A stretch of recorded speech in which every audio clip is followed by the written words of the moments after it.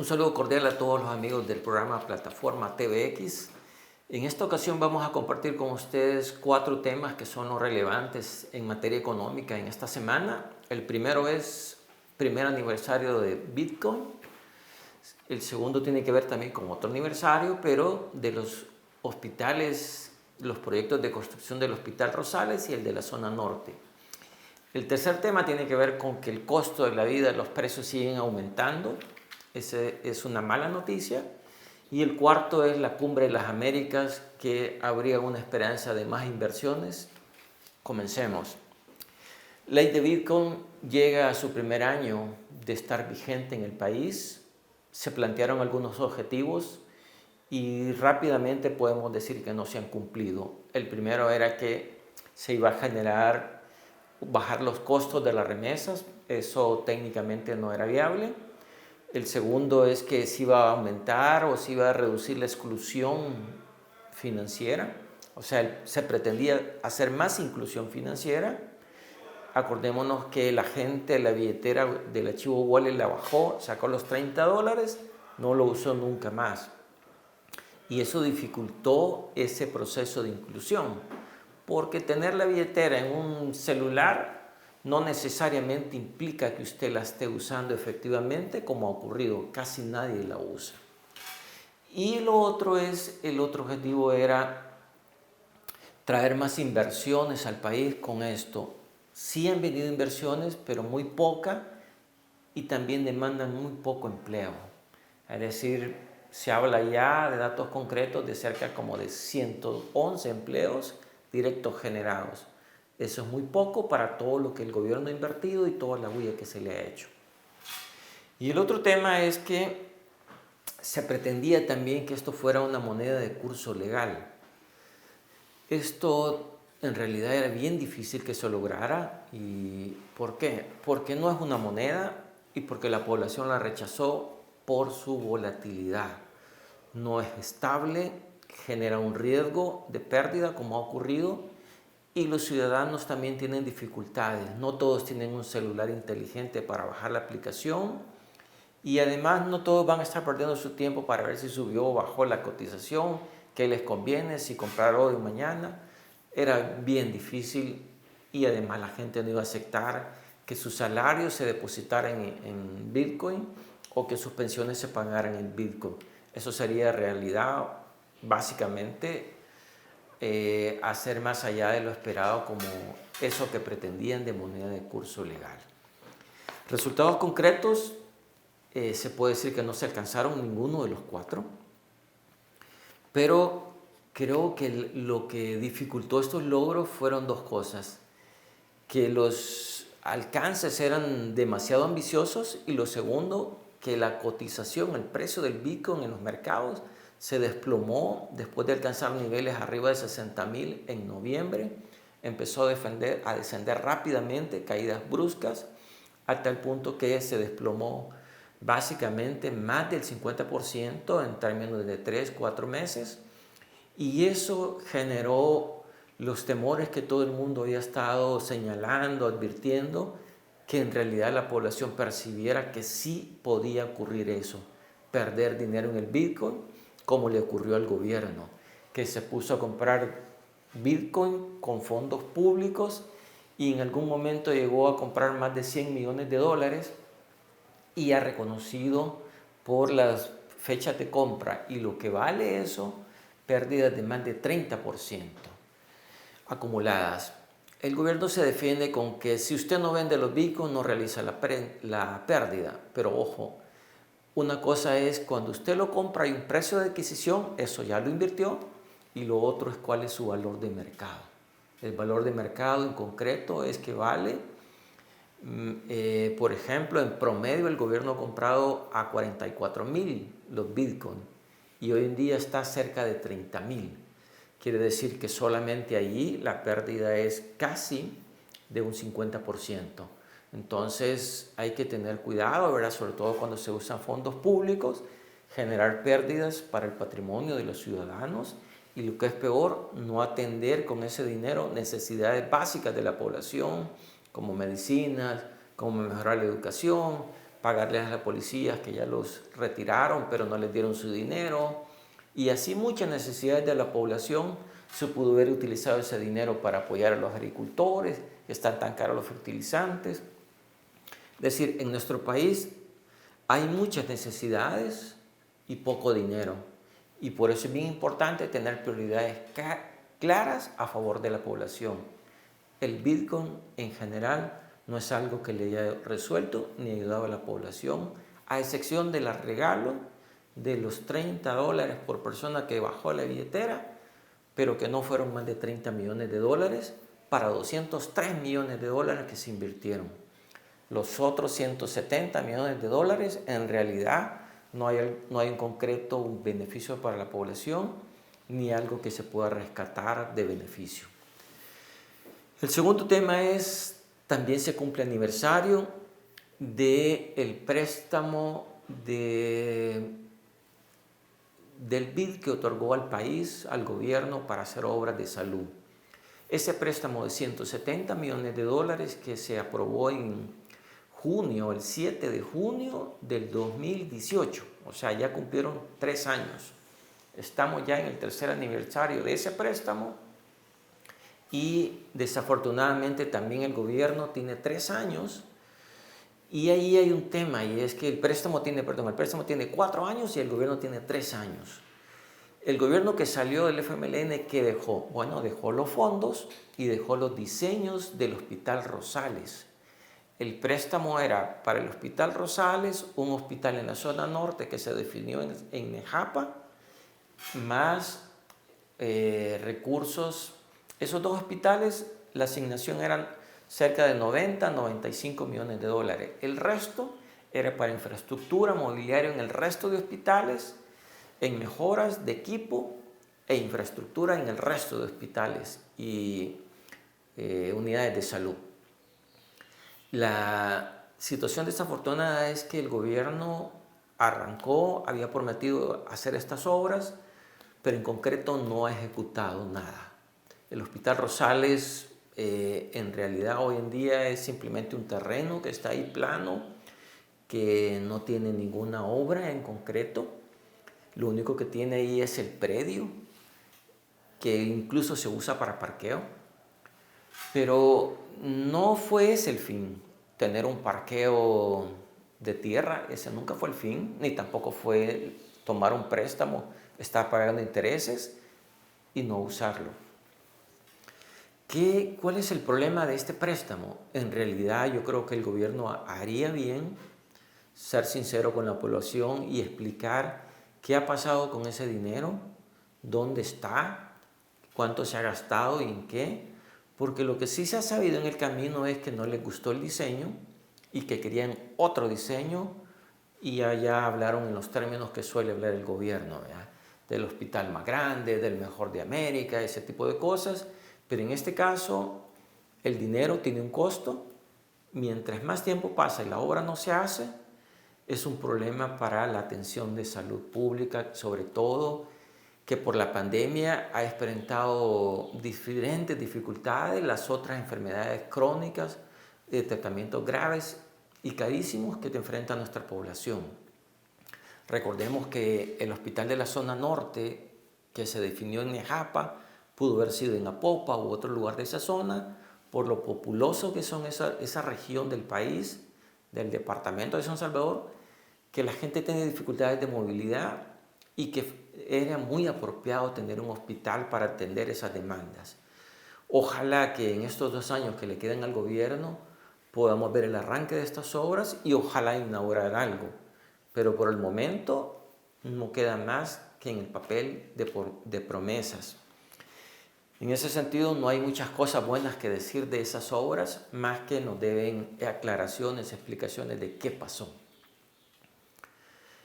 El otro tema tiene que ver, el tercer tema, con que los precios siguen aumentando. La noticia de la semana es que llegamos a una inflación de 6,6, pasamos a 7,5, el promedio general. Pero en términos del aumento de los precios de alimentos, sigue creciendo. Estábamos en cerca de 10 puntos y hoy ya llegamos a 10,9, o sea, casi 11% el grupo de alimentos. Acordémonos de que el grupo de alimentos de ahí es una canasta muy básica, son cerca de 71 productos de alimentos que se siguen, pero no va todo lo que consume, por ejemplo, una familia de clase media, sino que es para un estrato bien bajo de ingresos. Y ahí el problema de estas últimas semanas ha sido el precio del maíz. El precio del maíz aumentó el último mes de 25.80 a $30 quintal, que solo ese cambio son 16% en un producto. Si uno ve hace un par de meses, el quintal de maíz estaba en $20, hoy está en 30. Ese es un aumento de 50%. Ya las familias habían empezado a advertir problemas en las tortillas y en las pupusas que estaban subiendo de precio. Las tortillas que ya eran más delgaditas y más pequeñas. Es la manera que ajustan normalmente los proveedores, dar menos para no subir los precios. Pero hoy creo que sí va a empezar a subir los precios de las tortillas y de las pupusas nuevamente, porque está subiendo muy fuertemente ese insumo tan básico que es el maíz. Quizás la parte aquí delicada es qué se espera en el futuro del maíz, del frijol. Estamos produciendo más, hemos cultivado más, nos estamos preparando para esa respuesta por el lado de la oferta y que los precios bajen. No está muy claro de los apoyos del gobierno a estos pequeños productores. ¿Por qué?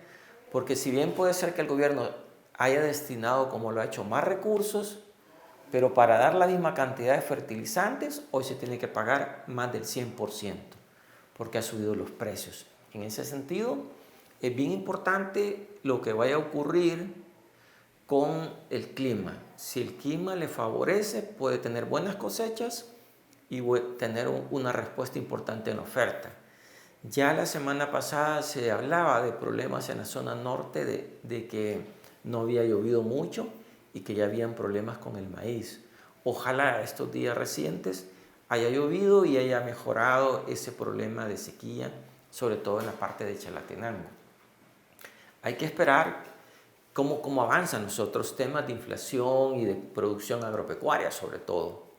Ahora, la inflación de El Salvador en la región de Centroamérica se dice que es de las más bajas, y en efecto es de las más bajas, pero ojo, ahí hay que tener cuidado porque comparamos la inflación con Guatemala, con Honduras, con Nicaragua, con Costa Rica, que son países que tienen su propia moneda y que por tener su propia moneda y tipo de cambio, los precios, cuando hay estos fenómenos de inflación, suele tener un efecto doble. Problemas de divisa que hace subir el tipo de cambio y problemas propios de la inflación que hace subir los precios. Entonces tienen efecto doble y por eso la inflación de ellos es más alta.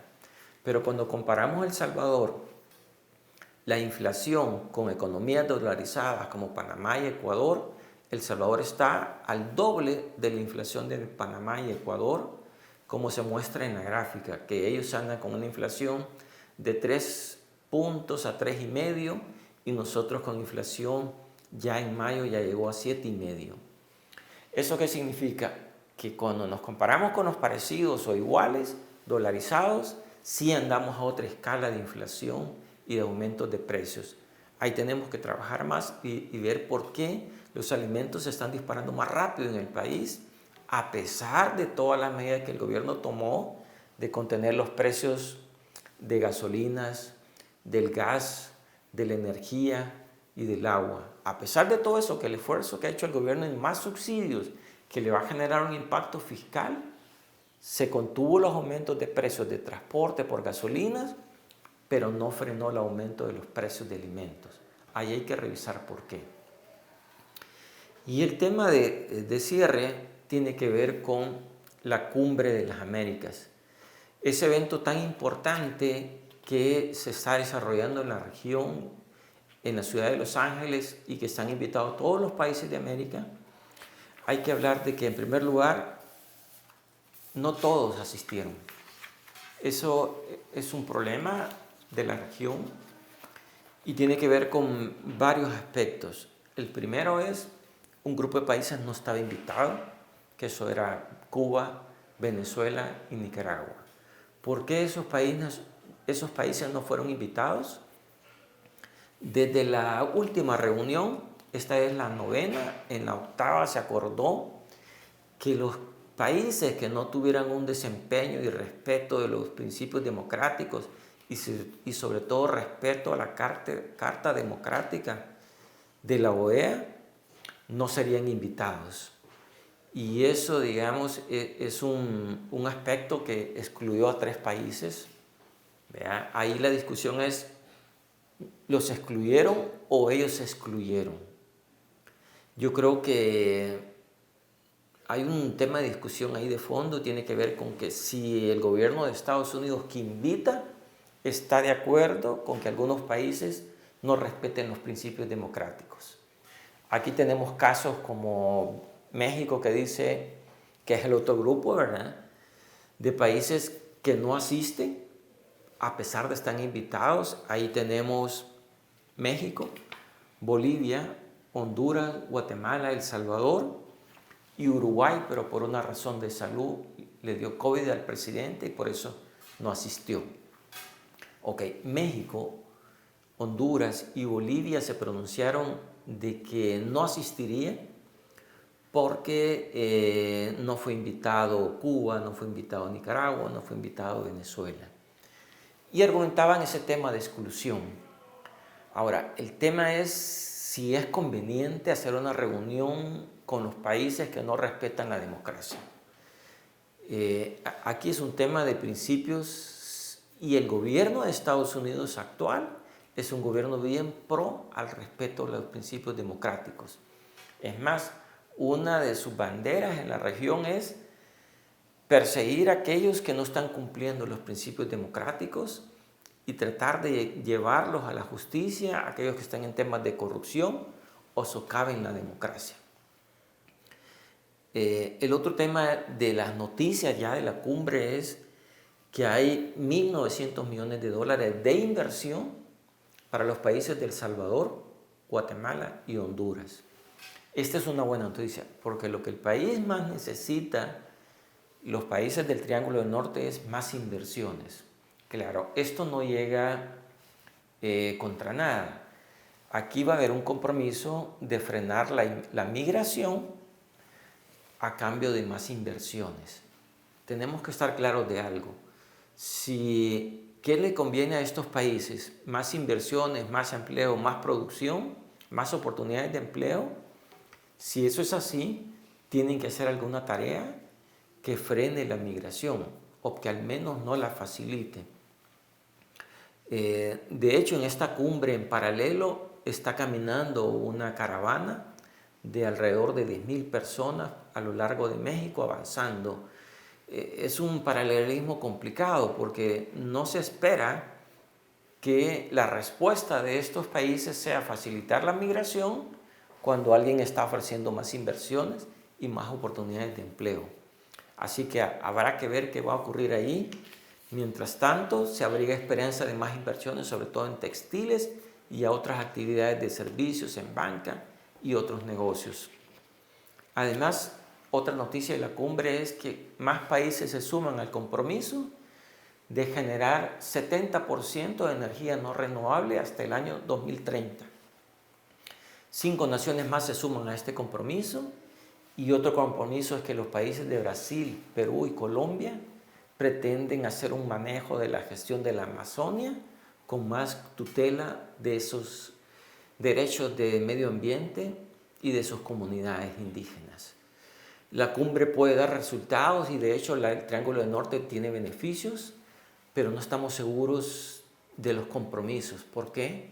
Porque justamente los países beneficiados de inversión, sus presidentes no asisten. El de Guatemala, de Honduras y del caso de El Salvador. Falta ver si la inversión llega y si los compromisos de este lado de la frontera se cumplen.